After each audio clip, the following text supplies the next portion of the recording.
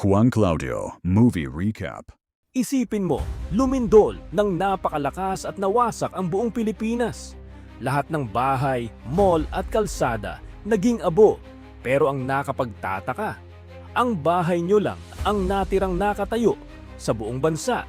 Ano ang gagawin mo kapag ang libo-libong taong nagpapanik at nagugutom sa labas ay gustong makitira sa inyo? Patutuloyin mo ba sila para maging mabuting tao o itataboy mo sila para hindi maubos ang pagkain ng pamilya mo?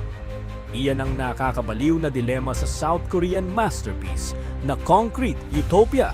Sa bidyong ito, hihimayin natin ang buong kwento, ang malupit na twist sa dulo, at kung bakit ang pelikulang ito ay hindi lang basta disaster movie, kundi isang salamin sa nakakatakot na ugali ng tao kapag wala ng batas.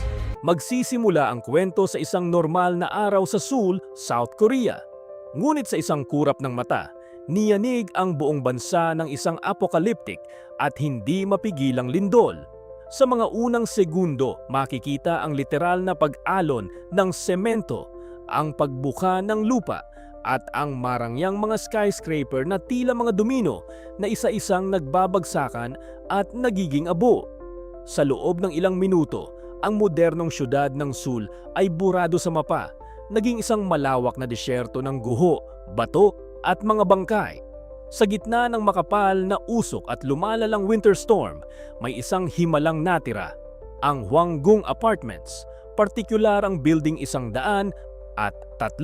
Walang siyentipikong paliwanag kung bakit ito lang ang tanging nakatayo sa buong lungsod habang ang paligid nito ay patag na patag. Dahil dito, ang building 103 ay naging parang parola ng pag-asa sa gitna ng kadiliman. Dito papasok ang mag-asawang sina Min Song, isang ordinaryong civil servant, at Myung Hwa, isang nurse. Maswerte silang nakaligtas dahil nasa loob sila ng kanilang unit nang mangyari ang trahedya. Ngunit ang swerteng ito ay mabilis na naging takot dahil sa tindi ng lamig ng winter na umaabot sa sub-zero temperature, nagsimulang magsidatingan ang mga sugatan, nagdidiliryo at nagugutom na mga nakaligtas mula sa iba't ibang dako ng Seoul, ang mga tinaguriang outsiders. Sa simula, nanaig ang awa ng mga residente. Pinatira ni Min Sung at Myung Hwa ang isang mag-ina sa kanilang maliit na unit at ang mga pasilyo ng apartment ay napuno ng mga taong nakikisilong. Ngunit habang lumilipas ang mga araw, napagtanto ng mga residente ang isang malupit na katotohanan.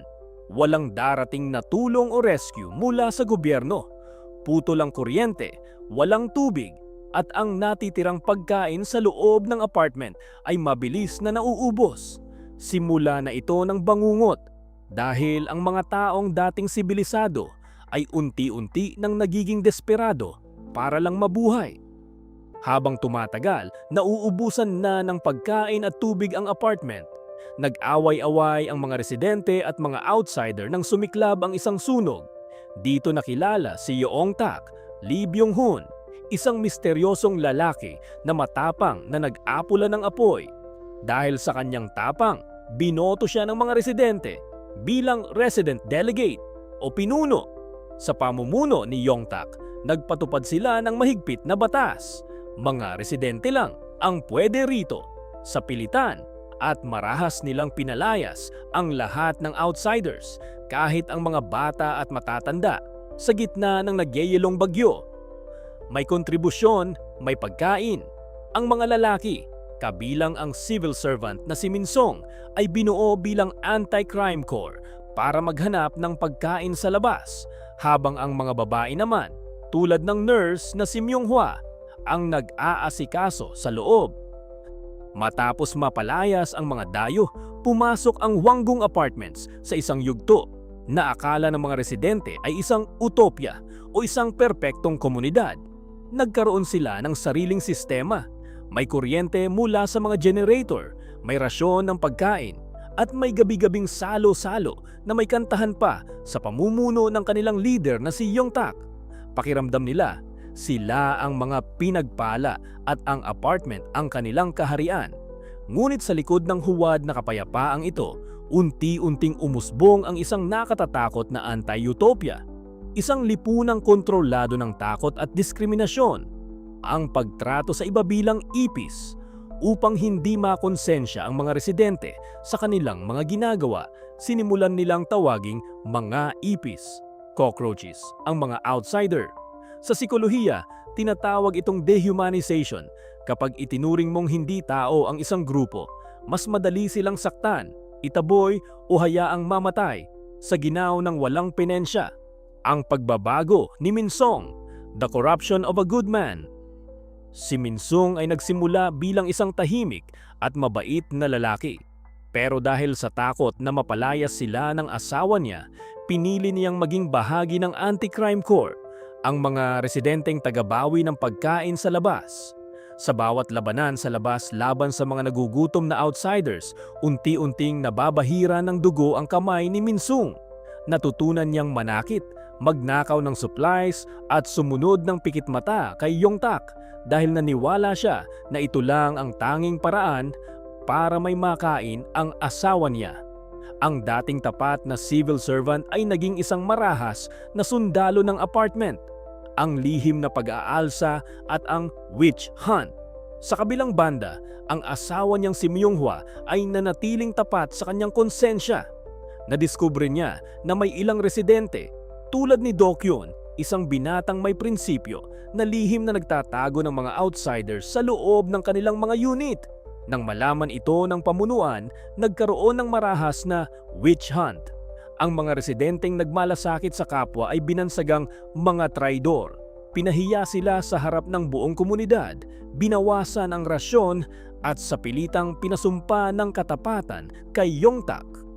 Habang lalong nagiging marahas ang pamunuan ng apartment, isang malaking sorpresa ang yumanig sa komunidad. Isang batang babae na nagngangalang Hyewon na nakatira talaga sa building, 100, at 3 kasama ang kanyang ina bago ang lindol. Ang milagrong nakabalik matapos makatakas sa panganib sa labas. Tuwang-tuwa ang mga residente, ngunit may isang taong biglang naging balisa, ang kanilang pinuno na si Yongtak. Nang magkaharap sina Hyewon at Yongtak, napansin ng bata na may kakaiba. Hindi niya kilala ang lalaking tinatawag ng lahat na Delegate Yongtak. Dahil dito, lihim na nag-imbestiga si Myunghwa na matagal nang nagdududa sa kakaiba at diktatorial na ugali ng kanilang leader. Kasama si Hyewon, pinasok nila ang Unit Siyam 02, ang mismong apartment kung saan nakatira si Yongtak. Doon ay nadiskubre nila ang isang nakangangang katotohanan, ang twist. Ang lalaking namumuno sa kanila ay hindi si Yongtak. Ang tunay niyang pangalan ay Min Myunghwa o kilala sa tawag na Mosai, isang ordinaryong taxi driver. Bago mangyari ang lindol, si Mosai ay biktima ng isang real estate scam kung saan na-scam ang lahat ng kanyang naipon para sa pamilya niya ng mismong tunay na Yongtak. Sa sobrang galit ni Mosai, bago ang sakuna, pinuntahan niya ang tunay na Yongtak sa apartment nito para bawiin ang pera. Nagkaroon sila ng matinding sapukan at sa kasamaang palad, napatay ni Mosai ang tunay na Yongtak. Upang maitago ang krimen, isinilid niya ang bangkay nito sa loob ng isang malaking plastic box at itinago sa ilalim ng sahig ng apartment. Pagkatapos ng ilang sandali, biglang lumindol ng napakalakas. Dahil patay na ang tunay na may-ari, nagpanggap si Mosai na siya si Yongtak upang magkaroon ng matitirhan. Sa isang malaking pagpupulong ng mga residente, buong tapang na ibinunyag ni Myunghwa ang katotohanan sa harap ng lahat. Upang mapatunayan ito, binuksan nila ang taguan at tumambad ang nabubulok na bangkay ng totoong Yongtak. Dito tuluyang nabaliw at nawala ng kontrol si Mosai, ang pekeng Yongtak. Sa gitna ng kaguluhan, galit at kahihiyan, hinabol niya si Hyewon, ang batang nakakakilala sa kanya, at marahas itong itinulak sa isang malalim na drainage pit o bangin na naging sanhi ng agarang pagkamatay ng bata. Ang buong apartment ay natahimik sa takot Napagtanto ng mga residente na ang taong binuwisan nila ng buhay at sinunod ng pikit mata ay isang mamamatay tao at isang impostor. Habang nag-aaway-away ang mga residente dahil sa nabunyag na sikreto, biglang umatake ang grupo ng mga armadong outsiders na naghihiganti. Nagkaroon ng madugong labanan, nawasak ang depensa ng apartment. Si Yong-tak, habang sugatan, ay pilit na bumalik sa kanyang unit kung saan siya tuluyang namatay sa tabi ng bangkay ng totoong Yong-tak. Sina Min-sung at Myung-hwa ay nagawang makatakas, ngunit malubha ang sugat ni Min-sung. Kinaumagahan, sa loob ng isang abandonadong bus, tuluyang binawian ng buhay si Min-sung sa bisig ng umiiyak na si Myung-hwa. Sa huling bahagi, natagpuan ng isang grupo ng mga mababait na survivor si Myung-hwa. Dinala nila siya sa kanilang komunidad, isang gumuhuring apartment na nakatagilid. Ngunit doon, ang mga tao ay nagtutulungan, nagbabahaginan ng pagkain at tinatrato ang isa't isa bilang tao. Tinanong si Myung-hwa kung totoo bang kumakain ng tao ang mga taga-Hwanggung apartment at ang sagot niya, hindi, mga ordinaryong tao lang din sila.